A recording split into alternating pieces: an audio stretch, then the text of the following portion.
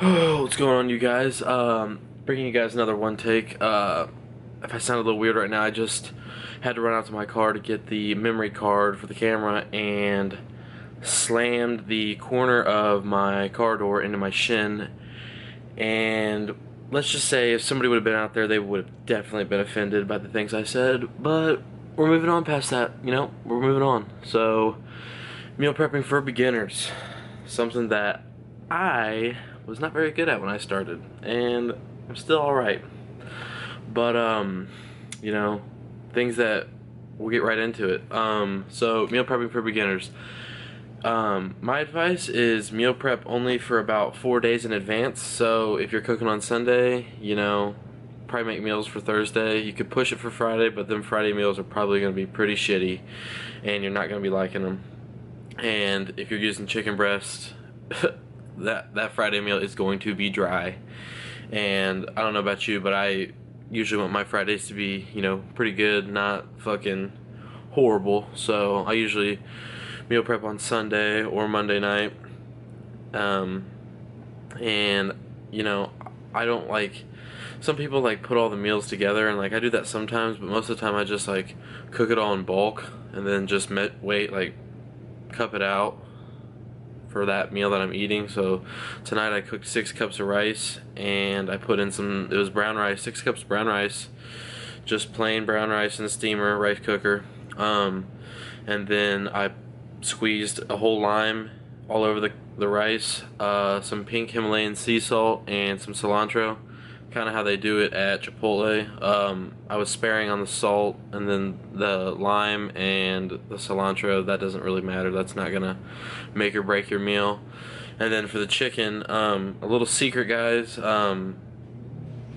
Just stop using chicken breast, because you ain't gonna make it taste good. And I know that as soon as you try chicken breast for the first time, you're gonna be like, fuck this. And I'm with you. I started using chicken tenderloin, and there's a difference, and it's a big difference.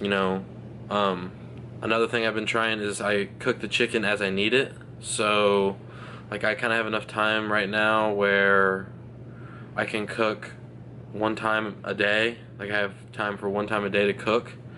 So I cook chicken for 2 meals at one time, and so then I'm only reheating chicken from a couple hours before instead of like the day before, and it didn't sit in the fridge for days on end cooked. That's when you start to get dry, and just you really start hating eating meal prepped foods.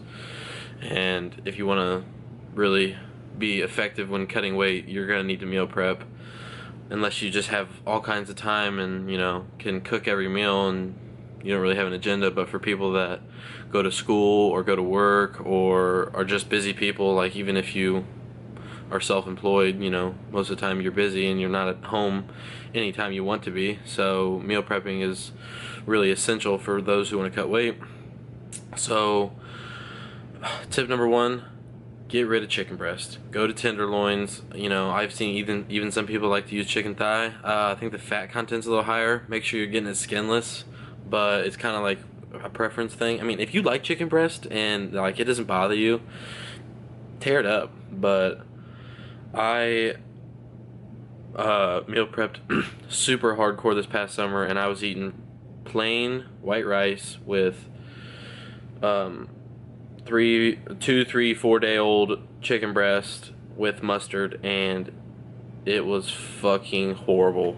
Like, I didn't even look forward to eating, and I am somebody that likes to eat, and like it doesn't even matter if it's like not even my favorite thing. Like I just look forward, because I work a summer job and it's outdoors, we're groundskeepers, so like we always look forward to lunch, because it's like a time for us to like sit back and like get out of the heat and stuff.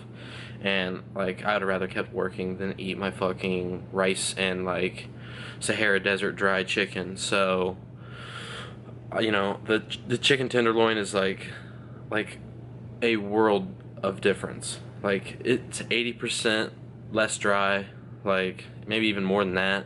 I feel like it tastes better. It's easier to season, easier to move with or work with. There's not as much. You don't have to trim as much off of them.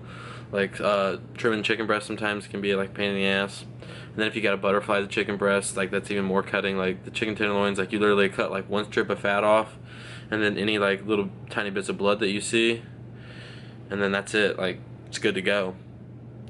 And then seasonings that I use is pink Himalayan sea salt, lemon pepper, and garlic pepper. Like those have been my go-tos right now, and I'm pretty sure they're gonna stay staples for the foreseeable future.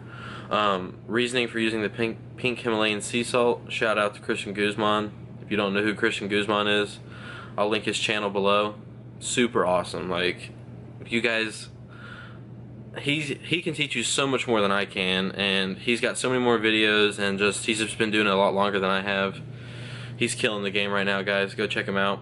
But he's the one that he's who I found out about pink Himalayan sea salt, and like what that is like, of course it's salt from the Himalayan mountains, but it has 84 minerals in it, like kind of like, you know how you take vitamins for minerals and stuff. Well, this salt has 84 minerals in it that are good for you, and regular salt has 0. So it's like, you're gonna use salt anyway, might as well get salt that's gonna do something for you than just, you know, nothing. So, and it tastes the same, like doesn't taste any different. And then lemon pepper, I like to use seasonings that like aren't sodium based. So like lemon pepper and garlic pepper aren't gonna have high sodium contents.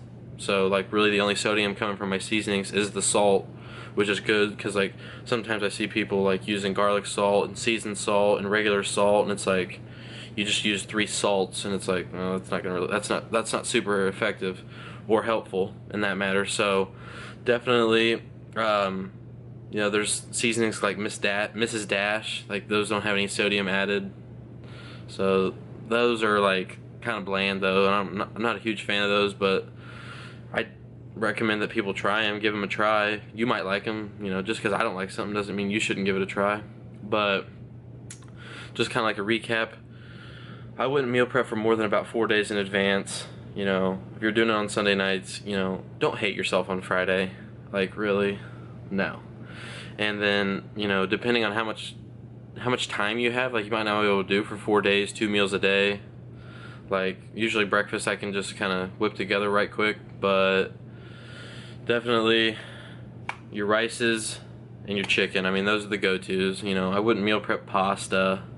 Other carb sources that you could have, it's like pretty much just rice. Like rice just pretty much needs to be a staple in anybody's meal prep.